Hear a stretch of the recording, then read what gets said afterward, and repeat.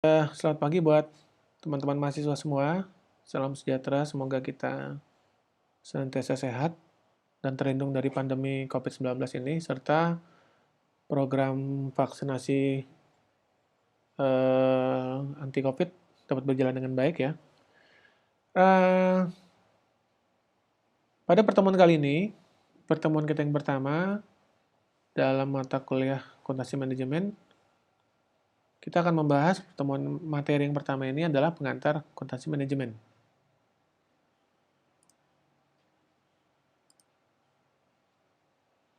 Di mana setelah mempelajari bab ini atau materi ini, diharapkan mahasiswa akan dapat pertama itu membedakan antara akuntansi manajemen dan akuntansi keuangan, ya. Kemudian mengidentifikasi dan menjelaskan unsur-unsur yang terlibat dalam proses pengambilan keputusan, perencanaan dan pengendalian. Kemudian membenarkan pandangan bahwa tujuan utama organisasi komersial atau komersil adalah untuk secara luas berusaha mengoptimalkan keuntungan di masa depan atau profit oriented ya, prinsip ekonomi. Kemudian menjelaskan perubahan penting yang terjadi di lingkungan bisnis yang mempengaruhi praktik dari akuntansi manajemen. Kemudian menguraikan dan menjelaskan faktor-faktor kunci keberhasilan yang secara langsung mempengaruhi kepuasan pelanggan. Jadi ada keterkaitan kita dengan pihak pelanggan nanti ya. Kemudian mengidentifikasi dan menjelaskan fungsi-fungsi sistem akuntansi biaya dan manajemen.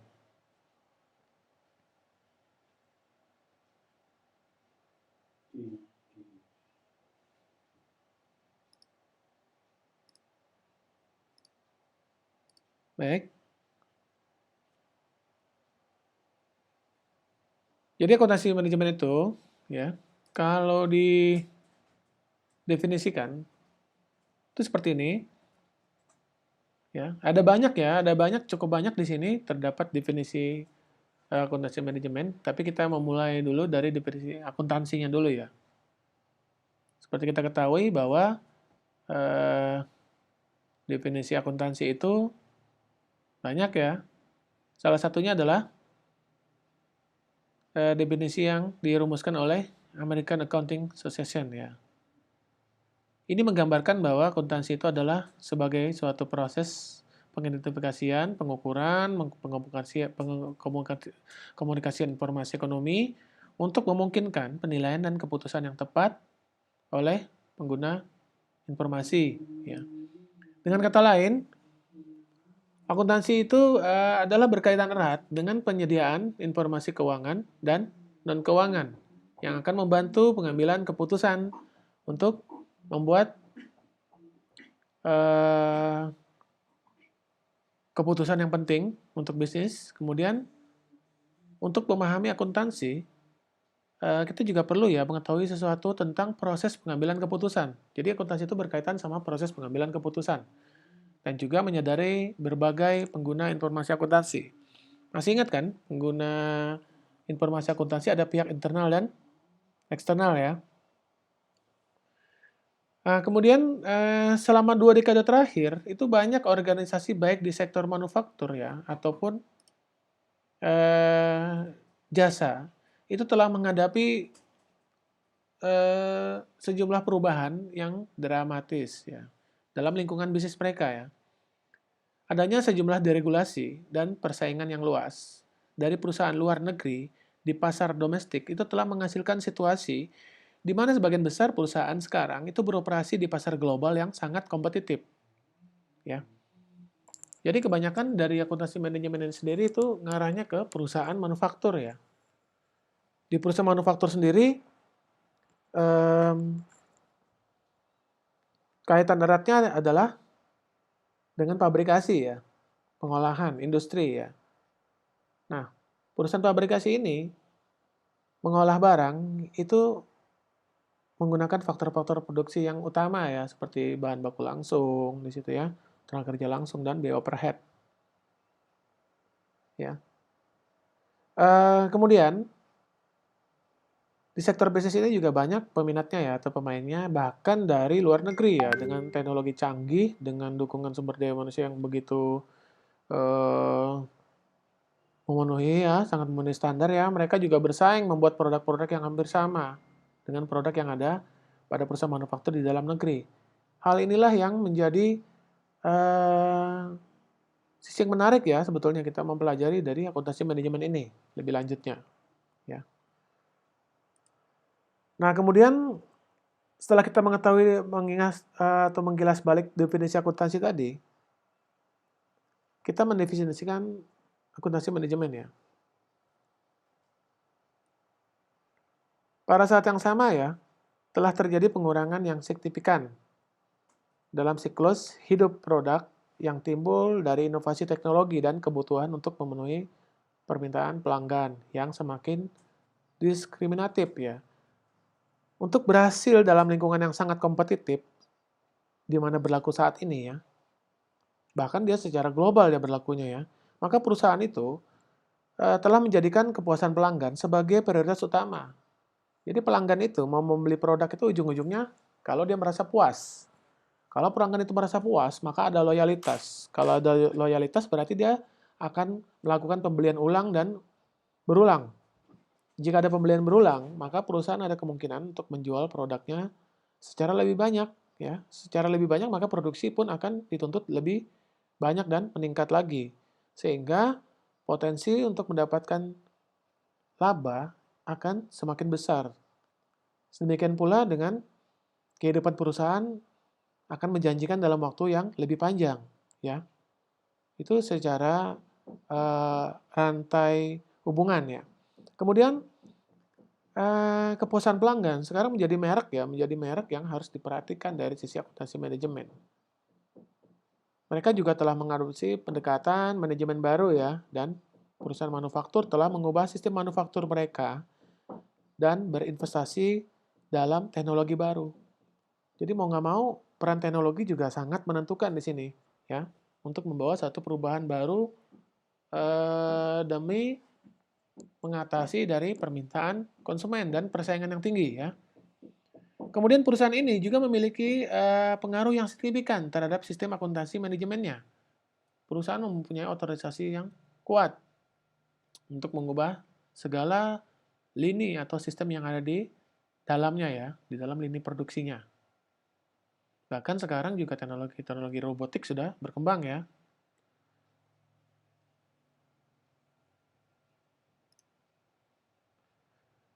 Adapun tujuan pembelajaran di akuntansi manajemen sendiri ya, tujuan bab pertama ini atau materi yang pertama ini itu adalah untuk memberi mahasiswa latar belakang pengetahuan yang akan memungkinkan untuk mencapai wawasan yang lebih bermakna tentang isu-isu dan masalah akuntansi biaya dan manajemen. Karena akuntansi biaya sendiri itu berkaitan erat dengan akuntansi manajemen ya. Karena manufaktur tadi ya, masalah manufaktur terkait erat di dalam mata kuliah ini. Jadi kita mulai dengan melihat penggunaan informasi akuntansi dan mengidentifikasi kebutuhan mereka. Hal ini diikuti dengan deskripsi proses pengambilan keputusan ya, perencanaan, dan pengendalian, serta lingkungan bisnis yang berubah. Akhirnya, fungsi yang berbeda dari akuntansi manajemen akan dijelaskan dalam materi ini.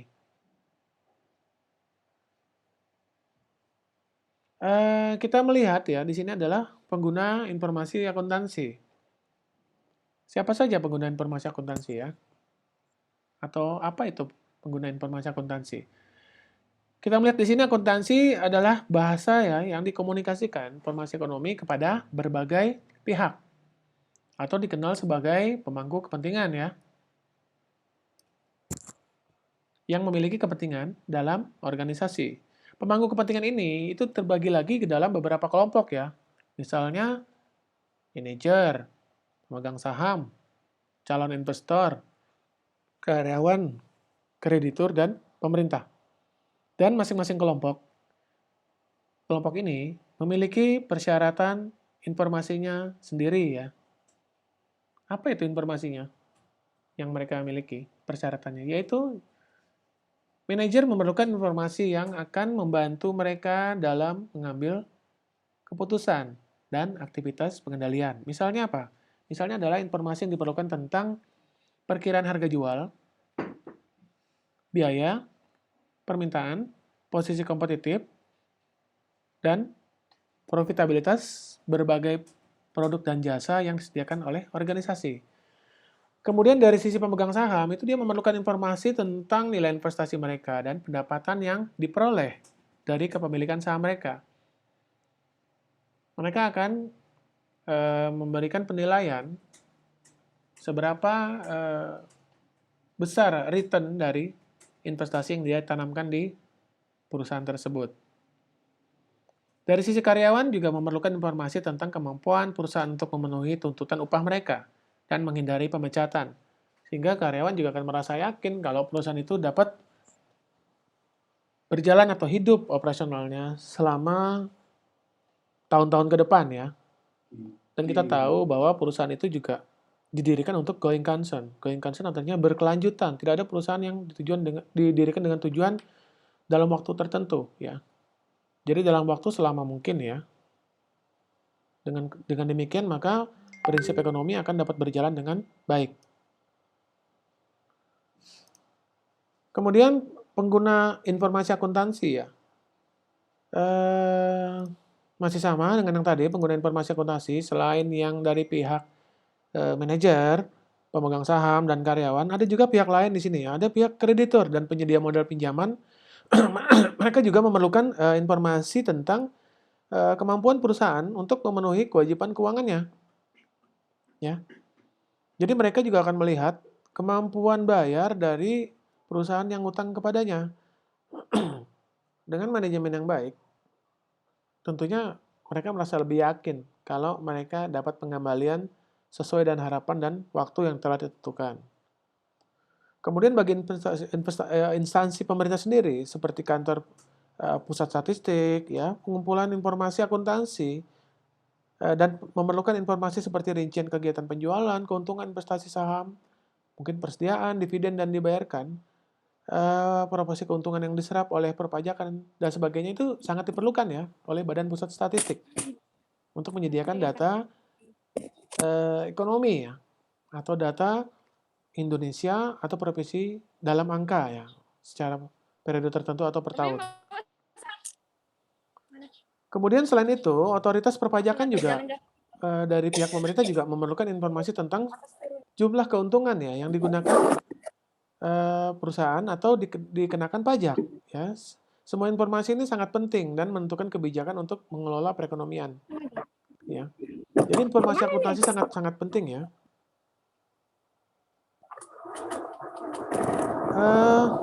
Tolong bisa di-mute ya, ada suara masuk ya.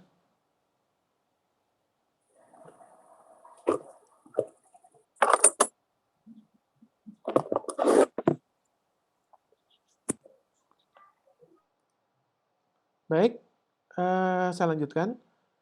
Nah, di sini kita juga mungkin kilas balik ya. Jadi kita harus mengetahui juga perbedaan akuntansi manajemen dan akuntansi keuangan. Apa perbedaannya kedua itu? Nah, kita bisa melihat perbedaan utamanya adalah dari persyaratan hukum ya. Dari persyaratan hukum kita bisa melihat ada persyaratan undang-undang bagi perusahaan terbatas atau yang sudah menjadi PT ya.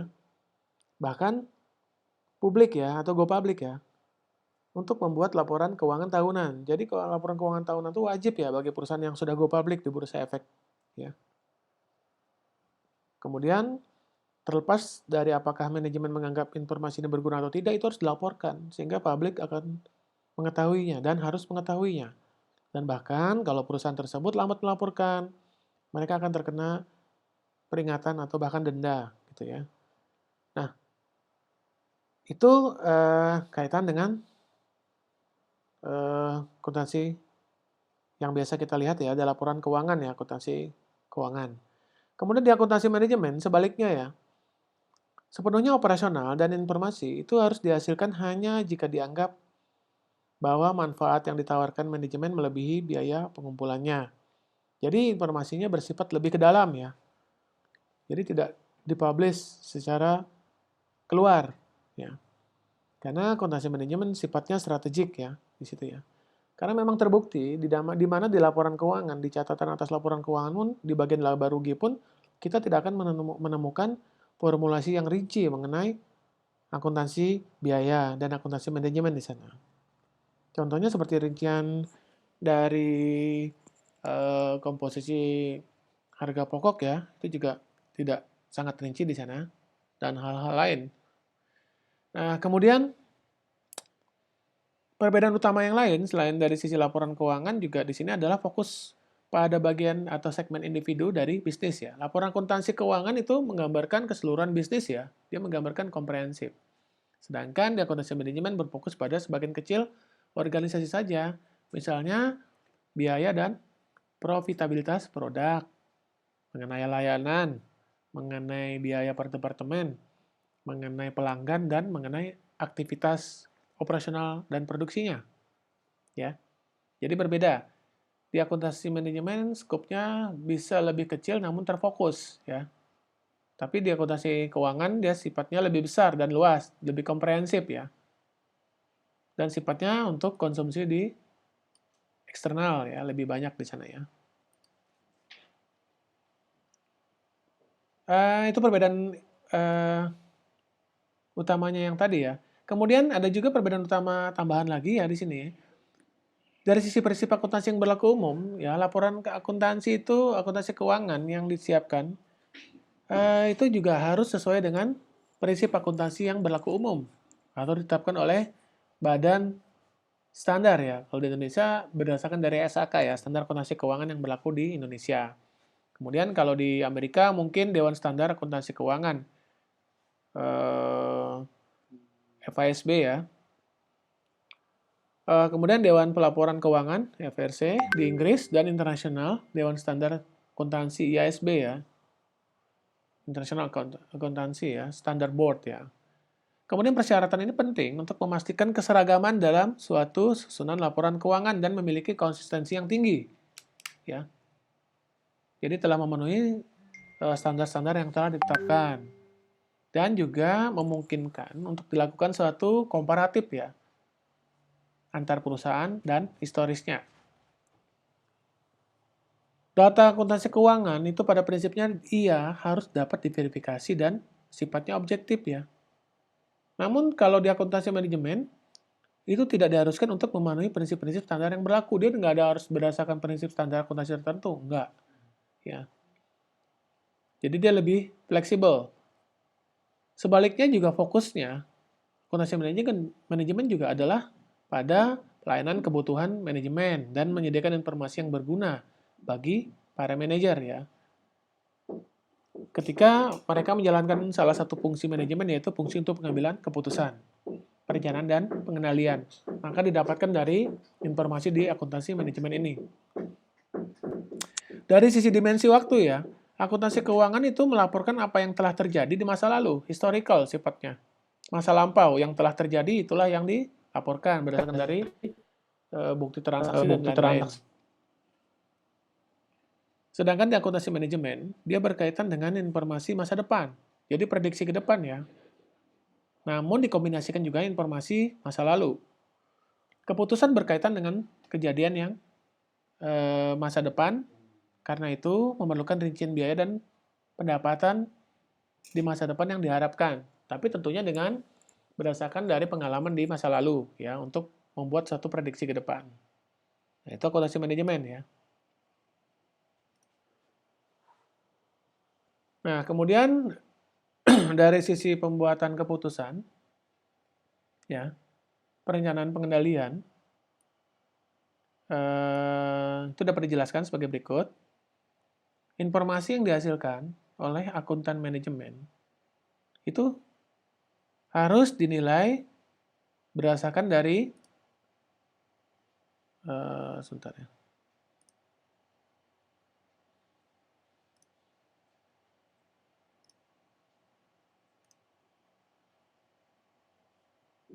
Harus dinilai berdasarkan dari efek akhirnya pada hasil keputusan, berdasarkan dari dampaknya ya, yang akhirnya pada keputusan. Nah, itu ya informasi yang diperoleh dari akuntansi manajemen. Jadi dampaknya adalah hasil keputusan dari top manajemen biasanya. Oleh karena itu, penting untuk memiliki pemahaman tentang proses pengambilan keputusan, perencanaan, dan pengendalian. Nah, nanti akan disajikan ya gambar di bawah ini untuk diagram proses pengambilan keputusan, perencanaan, dan pengendalian, biar bisa kita pahami. Kemudian ada 4 tahap pertama untuk mewakili proses pengambilan keputusan dan perencanaan. Kemudian 2 tahap terakhir itu akan mewakili dari proses pengendalian, yaitu dalam rangka proses mengukur dan mengoreksi kinerja aktual untuk memastikan suatu alternatif ya yang akan dipilih dan rencana implementasinya dilaksanakan. Baik, sekarang kita akan memeriksa tahapan lebih rincinya. Ya. Nah ini ya tampilannya ya. Ini ada diagram pembuatan keputusan perencanaan dan pengendalian. Kita bisa lihat ada 6 tahapan ya di situ ya. Jadi ada 2 tahapan di sini kita melihat di gambar ini ya. Di tahapan yang pertama ini kita bisa melihat ada planning process atau proses perencanaan ya. Proses perencanaan itu ada 4 di sini sampai tahap 4 saja, yaitu identifikasi atau identify objectives. Kemudian ada search for alternative course of action. Ya, kemudian yang ketiga select appropriate course of action. Kemudian 4 implement the decision. Nah, kemudian bagian proses kontrol atau proses pengendalian itu terdiri dari compare actual and planned outcome. Jadi pembandingkan di sini ya antara realisasi dan rencana. Kemudian respond to divergences from plan. Jadi pengambilan keputusan di sini apabila terjadi selisihnya sangat ekstrim, itu akan diambil suatu keputusan yang baru ya. Dari bagian ini saya akan jelaskan lebih rinci ya. Dari 6 faktor ini kita akan lihat. Yang pertama katanya tadi adalah pengendalian atau mengidentifikasi tujuan. Ya. Identify objectives. Ya. Sebelum melakukan keputusan yang baik, itu harus ada beberapa tujuan dan arahan yang akan memungkinkan para pembuat keputusan untuk menilai keinginannya untuk memilih suatu tindakan di atas yang lain. Jadi sebelum membuat suatu keputusan, itu seorang pengambil keputusan itu harus melihat ya dengan baik ya keinginannya, harus dinilai keinginan terhadap satu tindakan yang dipilih itu yang seperti apa. Oleh karena itu, tahap pertama dalam proses pengambilan keputusan itu harus menentukan tujuan perusahaan atau tujuan organisasi. Ya. Jadi misalnya dia mau mengambil keputusan di perusahaan ini mau melakukan diversifikasi atau melakukan usaha yang baru dari usaha utamanya itu. Tentunya dia harus sebelum melakukan itu harus menentukan tujuan perusahaan dulu. Tujuan perusahaannya apa? Oh, mungkin pada saat pandemi seperti ini banyak perusahaan yang dengan produk utamanya sulit terjual ya dengan produk A. Misalnya biasa produk A itu pada saat sebelum pandemi itu laku ya, laris manis ya. Namun setelah pandemi produk A-nya itu sulit ya karena eh, si pembeli harus menjalankan protokol kesehatan ya, sehingga tidak semudah itu ya. Nah, sehingga dia harus diversifikasi dengan usaha yang baru dengan produk B. Nah, inilah yang harus dipikirkan dari si manajemen ya, top manajemen khususnya ya dalam pengambilan keputusannya karena kalau mau diversifikasi usaha itu tentunya harus membutuhkan sejumlah modal ya, lokasi, produk yang baru, pengenalan produknya lagi dengan situasi yang ada seperti itu. Nah, itu dari sisi tujuan ya. Dari gambar tadi, mungkin kita bisa melihat identify objectives. Jadi kita harus mengidentifikasi tujuan. Ya. Itu tahapan dari perencanaan atau planning process. Kemudian search for alternative course of action. Artinya, kita melakukan pencarian untuk tindakan alternatif. Ya, itu langkah berikutnya. Kita akan melakukan pencarian untuk tindakan alternatif. Pada tahap kedua dalam model pengambilan keputusan ini adalah langkah yang dilakukan untuk melakukan pencarian terhadap berbagai kemungkinan tindakan atau melakukan suatu strategi ya yang memungkinkan tercapainya tujuannya itu. Jika manajemen suatu perusahaan melakukan konsentrasi sepenuhnya pada rangkaian produk yang pasarnya berlaku pada saat ini, dan pangsa pasar dan keuntungan dibiarkan menurun, ada bahaya bahwa perusahaan tidak akan dapat bertahan di masa depan. Artinya, dengan tren seperti ini, mungkin kita harus berubah ya. Artinya, dari tren yang offline, mungkin pasarnya harus berubah ke online. Ya, kalau dibiarkan terus, pasti pembelinya akan semakin berkurang. Ya, sementara biaya semakin besar. Maka harus mengambil suatu tindakan alternatif ya. Kita cari dulu. Seperti apa nih? Oh, kita bikin online saja, mungkin bikin produk baru yang berbeda dengan produk yang sebelumnya. Jika bisnis ingin bertahan, ya, maka manajemen harus mengidentifikasi peluang dan ancaman yang potensial sifatnya dari lingkungan bisnisnya. Ya, dia harus melihat ancamannya seperti apa, peluangnya seperti apa, ya, harus dipikirkan baik-baik. Sehingga ia akan lebih baik dalam atau bijak dalam mengambil langkah-langkah spesifik yang sekarang akan diambilnya. Sehingga organisasinya itu tidak akan terkejut dengan perkembangan di masa depan ya. Artinya dia udah ada langkah-langkah untuk penyesuaian diri dengan situasi yang ada. Nah, kemudian secara khusus perusahaan juga harus mempertimbangkan satu atau lebih dari tindakan sebagai berikut biasanya ya. Apa itu?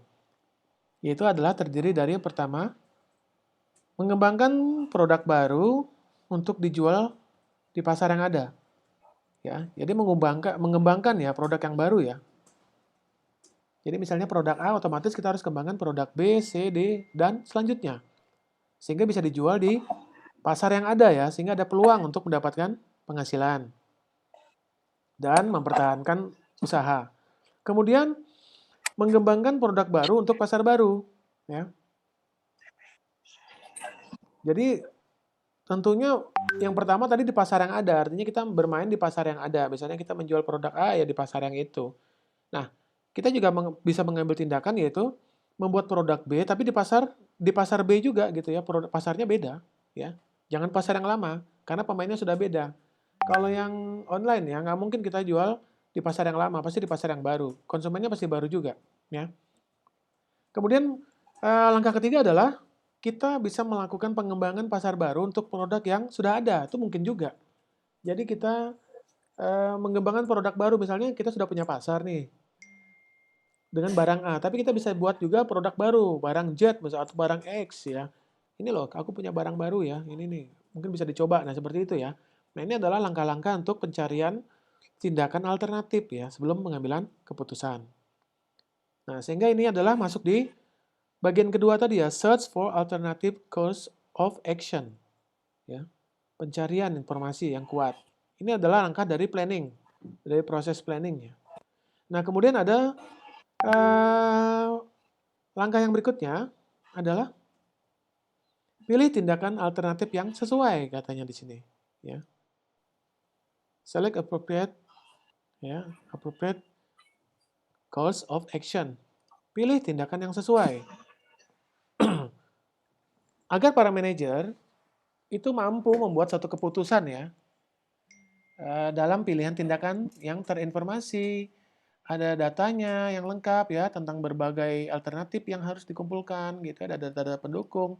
Misalnya manajer mungkin meminta untuk melihat angka yang diproyeksikan itu pada apa? Pada tingkat pertumbuhan potensial dari kegiatan alternatif yang sedang dipertimbangkan. Dia harus melihat angka-angka itu ya. Kemudian dia juga harus melihat pangsa pasar ya, pangsa pasar yang mungkin dicapai oleh perusahaan. Selain itu juga dia harus melihat adalah tingkat keuntungan yang diproyeksikan untuk setiap alternatif atau aktivitas yang akan dilaksanakan ya. Sehingga dengan demikian alternatif dalam hal ini harus dievaluasi untuk mengidentifikasi tindakan mana yang paling memenuhi tujuan organisasi. Pemilihan alternatif yang paling menguntungkan adalah inti dari keseluruhan proses pengambilan keputusan. Dan penyediaan informasi yang memfasilitasi pilihan ini adalah salah satu fungsi utama akuntansi manajemen. Ya. Di sini kita lihat fungsi dari akuntansi manajemen ya. Jadi Ini bisa mewakili dari akuntansi manajemen yang saya jelaskan tadi, ya.